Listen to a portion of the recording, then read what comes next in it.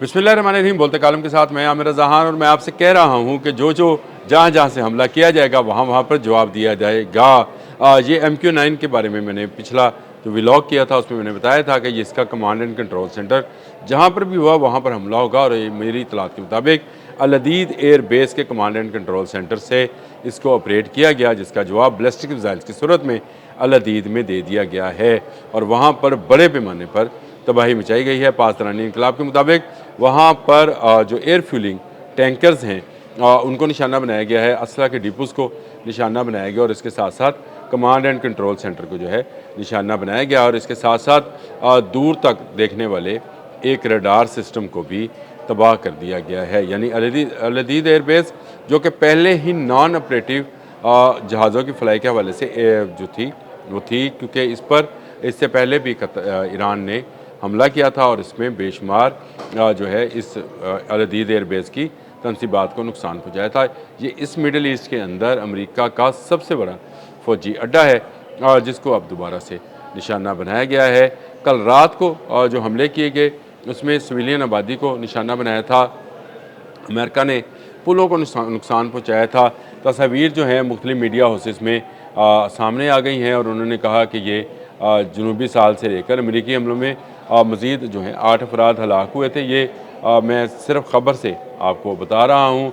और इसके बाद ईरानी जो फोर्सेस हैं, जिस तरह से मैंने बताया कि मोहसिन रज़ाई समेत पासदानी इनकलाब ने यह दावा किया था कि जहाँ जहाँ से उन पर हमला होगा वो इस हमले का जवाब वहीं पर देंगे और उन्होंने एक बड़ा जवाब जो है वो दे दिया है। और ईरान के जवाबी हमले जनूबी साहली इलाकों में अमन की बहाली तक जारी रहेंगे।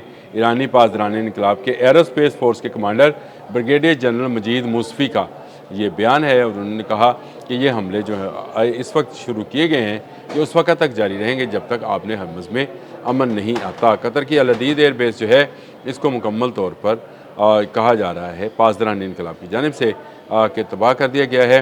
फौजियों की हलाकत और ज़ख्मियों की जो है रिपोर्ट अभी तक सेंटकॉम ने जारी नहीं की है, लेकिन अनकरीब वो भी जारी हो जाएगी, क्योंकि आहिस्ता आहिस्ता जंग में जो नुकसान होते हैं उसको बाहर लाया जाता है। ईरान का तो जो इंफ्रास्ट्रक्चर है उसको निशाना बनाया जा रहा है और बेशुमार पुल जो हैं उनको निशाना बनाया ईरान, इसलिए ईरान ने अक़वाम मुत्तहिदा में भी शिकायत की है कि अमेरिका सिविलियन आबादी को निशाना बना रहा है, सिविलियन इंफ्रास्ट्रक्चर को, रेलवे को, पुलों को और जो उनके हॉस्पिटल्स हैं उनको निशाना बनाया जा रहा है। आबादियों में बॉम्ब्स गिराए जा रहे हैं और ये खुल्लम खुल्ला ख़िलाफ़ वर्जी है उस डिक्लेरेशन की जिस पर अमेरिका के भी दस्तखत हैं कि जंग के दौरान सिर्फ अस्करी जो हैं तनसीबात को निशाना बनाया जाएगा।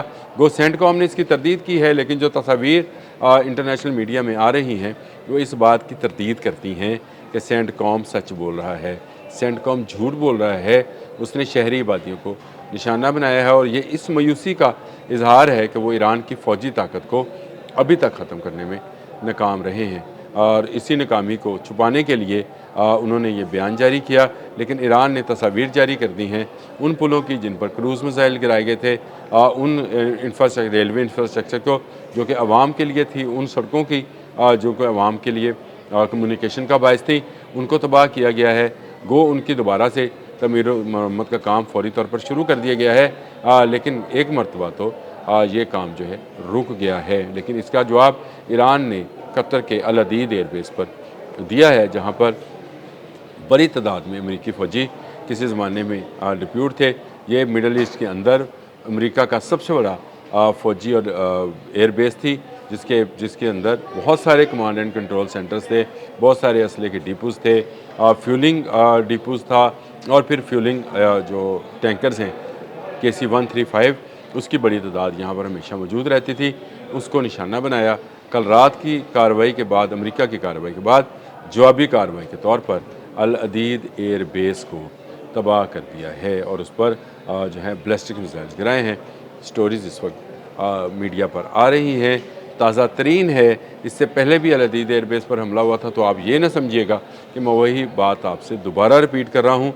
ये बिल्कुल ताज़ा तरीन रिपोर्ट है कि कुवैत का जो है अल अदीद एयरबेस जो है उसको निशाना बनाया गया है। ईरान भरपूर जवाब दे रहा है, ईरान जवाब देता रहेगा। ईरान ताकत से नहीं, अज़्म व हौसले के साथ इस जंग को जीत रहा है। कल भी जीत रहा था, आज भी जीत रहा है और मैं आपसे आज भी यही बात कह रहा हूँ कि आपने हमस का फ़ैसला ईरान की मर्ज़ी से होगा, बाहर से आई किसी क़ुव्वत की मर्ज़ी से नहीं हो सकता। और उसकी वजह यह है, बाहर से आई क़ुव्वत जब तक यहाँ रहेगी तब तक उसको लगेगा कि शायद उसके पीछे 12-13 ममालिक जो मिडल ईस्ट के हैं उनका पैसा है, उसके पास अपनी बहुत ज़्यादा क़ुव्वत है, लेकिन कब तक? रहना तो ईरान ने है और इन ममालिक ने है। जितना जल्द ये ममालिक ये बात समझ जाएंगे उतनी जल्दी इस इलाके में या इस खत्ते में अमन हो जाएगा। कतर क्योंकि अमन के लिए कोशिशें कर रहा है, उसको फ़ौरी तौर पर अल अदीद एयरबेस जो है वो अमेरिकन से कहकर इसको खाली कराना चाहिए कि अब आपको थैंक यू वेरी मच, आपने बहुत हमारी हिफाजत कर ली, आप अपना अल अदीद एयरबेस नहीं बचा सके, हमारी हिफाजत क्या करेंगे? पूरे मिडल ईस्ट के लिए इस वक्त ऐसी ही सूरत हाल है कि वहाँ पर अमेरिका जो है अपने अड्डों की हिफाजत नहीं कर रहा। आप Kuwait, Bahrain, Iraq, Qatar, Jordan, उर्दन जिसको बोलते हैं, सऊदी अरब, जहाँ जहाँ आपकी नज़र जाती है वहाँ वहाँ पर ईरानी मिसाइल्स जो हैं वो निशाना बना रहे हैं। अगर कोई मुल्क महफूज है मिडल ईस्ट के अंदर, इज़राइल है। अब देखें, सारी शरारत इज़राइल की, सारी चालाकी इज़राइल की, जंग का आगाज़ इज़राइल ने किया, अमेरिका को लाने वाला इज़राइल है, इसको बचाने के लिए अमेरिका आया और इज़राइल इस पूरी जंग में अब जो है वो बिहाइंड द कर्टन है, यानी पर्दे के पीछे है। पसे पर्दा जिसको बोलते हैं हम अपनी उर्दू लैंग्वेज के अंदर, वो पसे पर्दा वो किरदार अदा कर रहा है और ईरान के निशाने पर ये पूरे का पूरा मिडल ईस्ट जो है जो उसके फ्रंट पे आता है, चाहे अमान है, चाहे बहरीन है, कतर है, कुवैत है, इराक़ है, सऊदी अरब है, ये तमाम ममालिक जो हैं ईरान के निशाने पर हैं। और इसकी बुनियादी वजह यह है कि वहाँ के फ़ौजी अड्डे जो हैं वो ईरान के ख़िलाफ़ इस्तेमाल हो रहे हैं और ईरान पर जवाबी कार्रवाइयाँ कर रहा है। ये मुसलमान हकीकत है कि ईरान को इस तरह से गिराया नहीं जा सकता। ईरान जो है आज भी अमेरिका की और इज़राइल की बालादस्ती तस्लीम करने से इनकारी है। वो इनकारी है, उसका ब्लॉकेट किया गया है, जहाज़ों को रोका जा रहा है, उसको तेल फ़रोख्त नहीं करने दिया जा रहा, उसके सिविल इंफ्रास्ट्रक्चर को तबाह किया जा रहा है। हर रोज़ वहाँ से शहादतों की इत्तला आ रही है, शहीद होते चले जाएंगे, लेकिन खून के आखिरी कतरे तक जो है ये जंग जारी रहेगी। और इस जंग में नुकसान जो है अमेरिका का भी बड़े पैमाने पर हो रहा है। उसका जो इमेज था नंबर 1 होने का, उसका जो इमेज था मिडल ईस्ट के अंदर ममालिक की हिफाजत करने का, वो आहिस्ता आहिस्ता समंदर में या आबने हमस में कह दें डूबता चला जा रहा है। अल अदीद एयरबेस पर ताज़ा तरीन हमले में बहुत ज़्यादा जानी और माली नुकसान की इतलात हैं। जैसे ही कंफर्म की जाएंगी, जो कि सेंटकॉम का तरीक़ाकार नहीं है, ये अपने मरने वाले फ़ौजियों की इतला नहीं देता। ये तो ज़ख्मी वहाँ ना पहुँचते और वहाँ जाकर बयानात ना देते तो हम तक तो बहुत सारे मामलात जो हैं वो पहुँचने भी नहीं थे, क्योंकि इन बातों को खुफिया रखा जाता है। अरब ममालिक में तो इन अड्डों के अंदर उन ममालिक के बशिंदों को भी जाने की इजाज़त नहीं है। मीडिया तो बहुत दूर की बात है, मीडिया पे जो है चीज़ों को कंट्रोल्ड करके चलाया जा रहा है, लेकिन इसके बावजूद हम आप तक ये खबरें पहुँचाते हैं। अल अदीद एयरबेस ईरान ने एक मरतबा फिर तबाह कर दिया। अब तक के लिए इतना ही। अल्लाह हाफ़िज़।